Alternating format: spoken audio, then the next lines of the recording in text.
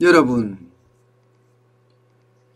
문재인 정부의 하반기 경제 운영 방향이 나왔는데 그 내용을 살펴보면요, 현금 살포에 집중하고 있습니다.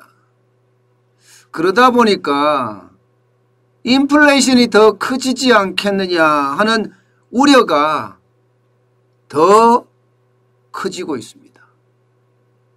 그만큼 지금 돈을 많이 풀겠다 그런 얘기예요. 이 도표를 보시면요, 기본적으로는 내수에 대한 이야기, 내수가 지금 많이 떨어지니까, 또 고용에 대한 이야기, 뭐 고용도 장난 아니잖아요. 예. 게다가 청년은 뭐 인기가 다 식어버렸습니다. 여기에 또 복지, 이거는 뭐 그야말로 돈뿌리기죠. 이렇게 하반기 경제정책의 주요 운영 방향을 잡았는데 그 내용을 보면요, 지금 제가 여러분들에게 계속 말씀드리는 게 내수가 쉽게 말하면 안 올라와요. 수출은 좋아지는데 내수가 시원찮습니다. 그러다 보니까 돈 풀어서 내수를 살리자, 이렇게 하반기는 갈 거라고 말씀을 드렸는데 그대로 된 겁니다. 사실 소비의 주체가 가게인데 가게는 지금 돈을 못 버니까 소비를 그만큼 올릴 수가 없어요. 예, 굉장히 충격적인 상황이기도 하죠. 그러니까 정부가 돈을 계속 풀 거다 이야기하는 거 그대로 지금 돈 풉니다. 내수, 뭐 신용카드 혹은 체크카드가 소비를 하면 2분기보다가 3분기에 많이 했다 이러면요, 3%가 넘어서게 되면 10%를 돌려준다. 쉽게 말하면 내수 패키지 내놓은 거예요. 내수 패키지. 영화를 보든 스포츠 관람을 하든 철도를 타든 소비 쿠폰을 발행을 해서 다 돌려주겠다는 거고, 지역별로는 또 지방선거까지 생각을 해야 되니까 지역사랑 상품권이나 온누리 상품권 발행을 확대해서 돈을 더 뿌리겠다. 이게 내수 진작책입니다. 예, 여기에다가 고용도 마찬가지입니다. 고용도 고용유지지원금 주고 그에 따라는 백신 방역이나 산재 예방 일자리 6만 개 7만 개 정도 창출을 한대요. 또 돈 뿌리는 이야기죠. 청년이야 지금 막 마구 퍼준다 이렇게 이야기할 만큼 지금 돈 뿌립니다. 마구 퍼준다. 지금 그럴 수밖에 없습니다. 그럴 수밖에. 청년이 완전히 돌아섰으니까 어떻게 하든 청년의 환심을 사서 그들에게 다시 인기를 얻어야 되는데 지금 그렇지 못해요. 특히 말입니다, 저소득층 청년 저축액에 정부가 비율 매칭을 해서 도와준다는 거예요. 쉽게 말하면 청년이 10만원 저축을 하면요, 정부가 3년간 10만원씩 더 넣어준대요. 3년간. 그뿐만 아닙니다. 예, 청년이 정규직으로 채용이 되면 월 75만원까지 최대 1년 동안 기업을 지원해 준답니다. 일자리를 만들겠다는 거죠. 그런데 이게 청년들이 좋아할까요? 저는 청년들이 이거를 좋아할 거라고 생각을 하면 큰 착각이라는 거예요. 왜냐하면 이 돈 누가 갚아야 되느냐. 이렇게 돈 뿌리는 돈 다 청년들이 갚아야 됩니다. 청년들이. 지금 10만원 주면 뭐예요? 예, 나중에 100만원 낼 수 있는 건데 지금처럼 가면요, 정부의 재정은 펑크가 나고, 고령자들은 계속 많아지고 청년층은 계속 줄어들어서 결국은 경제가 활력이 떨어지고, 그러면 결국 세금을 더 거둬서 고령층을 부양해야 된다 이런 이야기인데, 세금을 더 거두는 대상이 누구냐? 지금의 청년들인 거예요. 지금의 청년들. 청년들에게는요, 좋은 일자리를 만들어주는 게 핵심입니다. 지금 청년들은 그 어느 때보다가 실사구시, 실용주의자들이에요. 이들은 자기들이 필요한 것을 누가 공짜로 주는 것도 싫어하는 친구들입니다.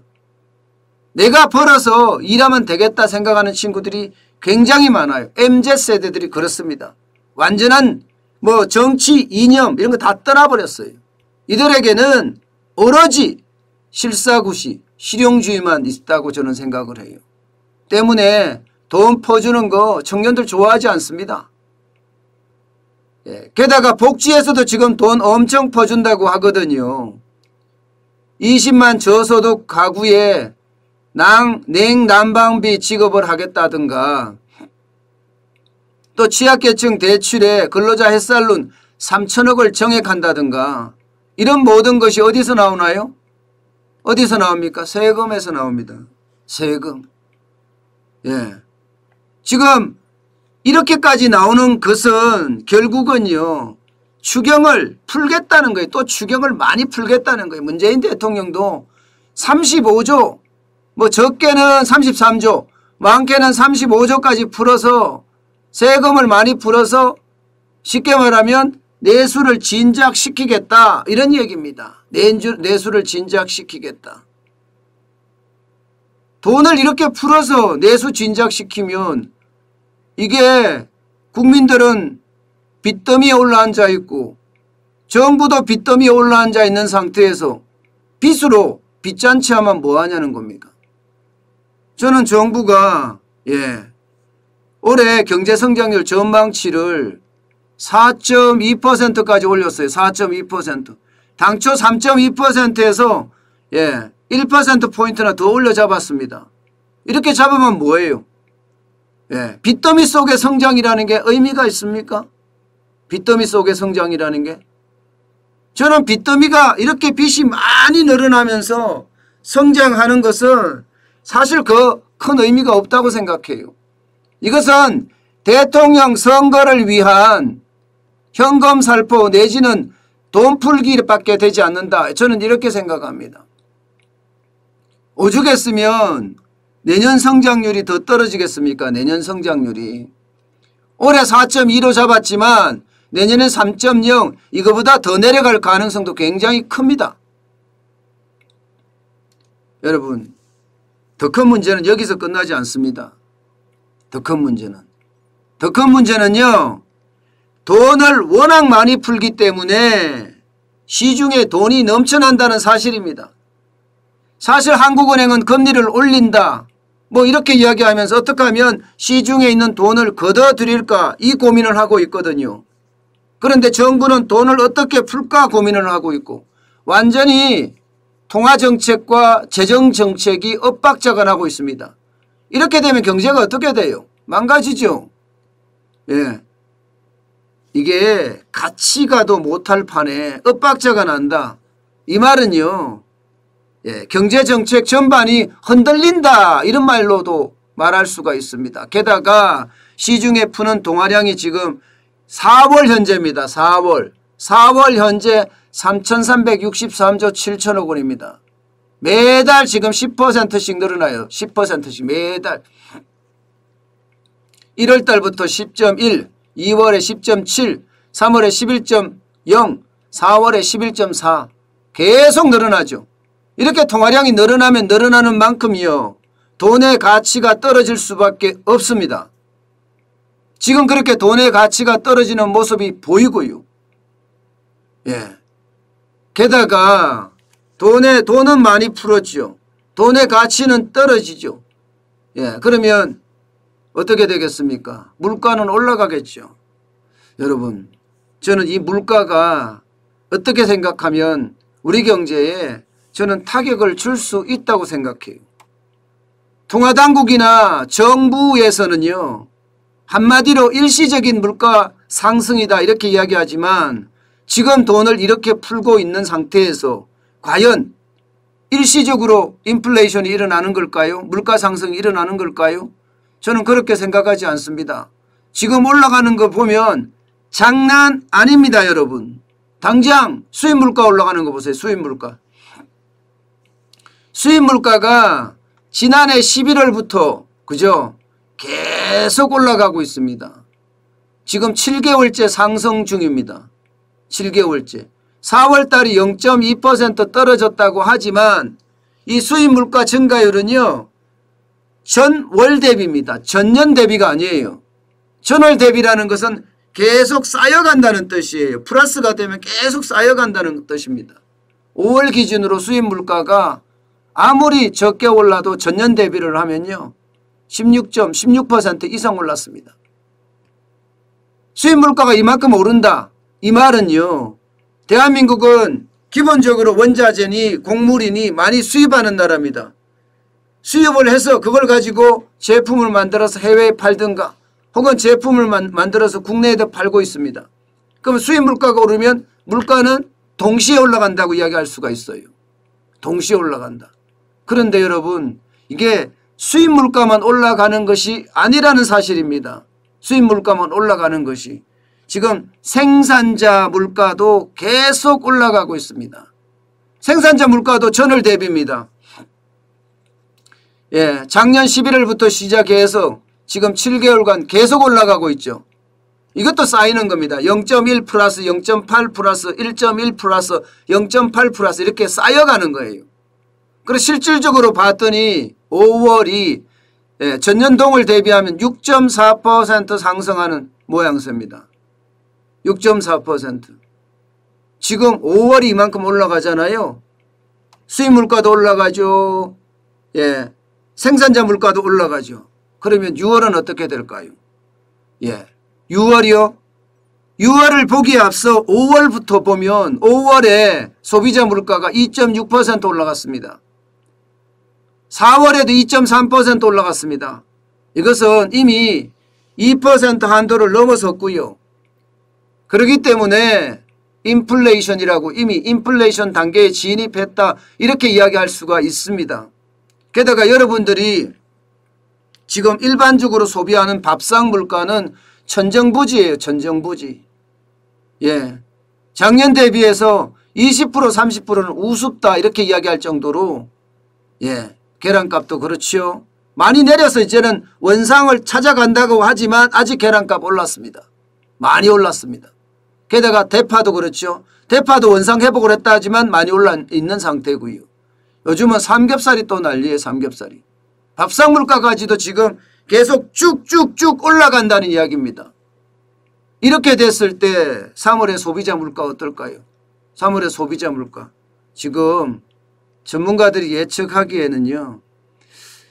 야, 이거 3%까지 올라가지 않겠느냐. 이런 예상을 하고 있습니다. 3%까지. 3%까지 올라가면요. 이게 결국 초인플레이션으로 갈 가능성이 커지는 거죠. 2%가 물가 목표 수준인데 이게 만약에 4%가 되면 초인플레이션이 더블이니까. 지금 3%도 50% 올랐다는 건 사실상 초인플레이션으로 간다는 이야기예요. 이게 두 자리가 되면 거대 인플레이션이 되는데요. 예, 두 자리가 될 가능성은 그렇게 크지 않지만 지금 현재로 봐서는요. 물가 상승률 감당하지 못합니다. 저는 정부가 예, 경기가 나쁘니까 돈이 풀어야 된다. 지금 전 세계는 돈을 푸는 게 아니라 억제하고 있는 상태입니다. 전 세계는. 우리만 지금 풀고 있는 상태거든요. 우리만. 미국이야. 기축달러를 가지고 있잖아요. 돈 풀어도 국내에 있지 않습니다. 다 해외에서 다른 나라들이 다 사줍니다. 그렇기 때문에 기축통화는 걱정할 필요가 별로 없어요. 특히 달러는 말입니다.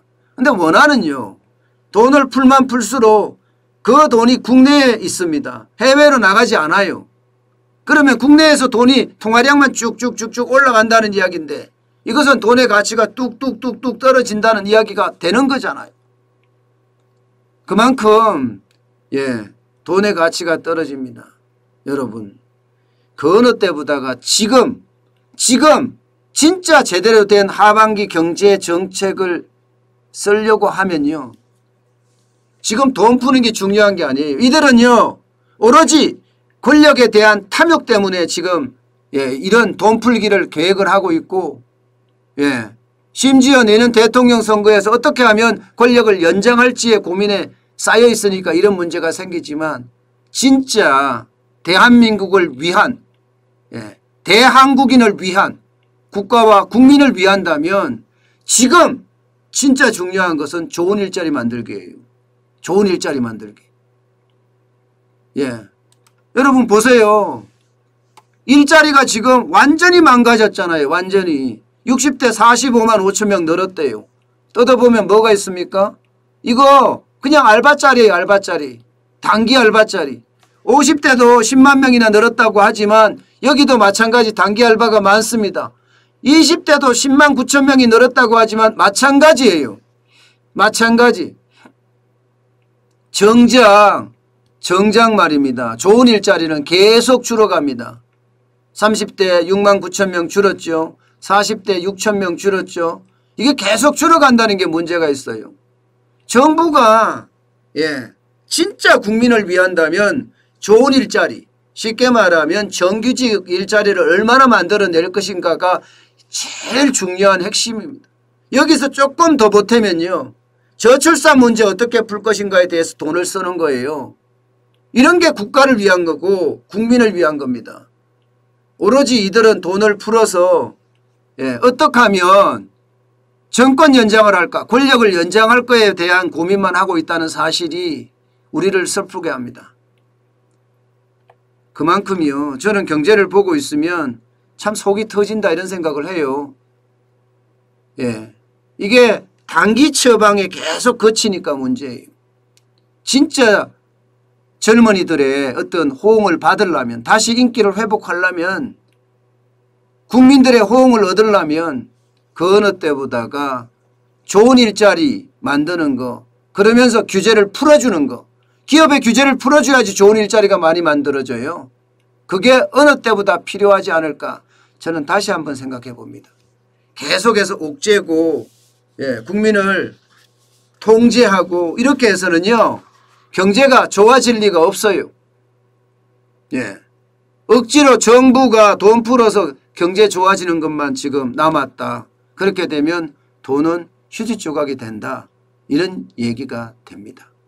그래서 그런지 정부의 하반기 경제정책 운용 방향을 보면 참 안쓰럽습니다. 왜 저렇게 권력에 집착하는지 진짜 안쓰럽습니다.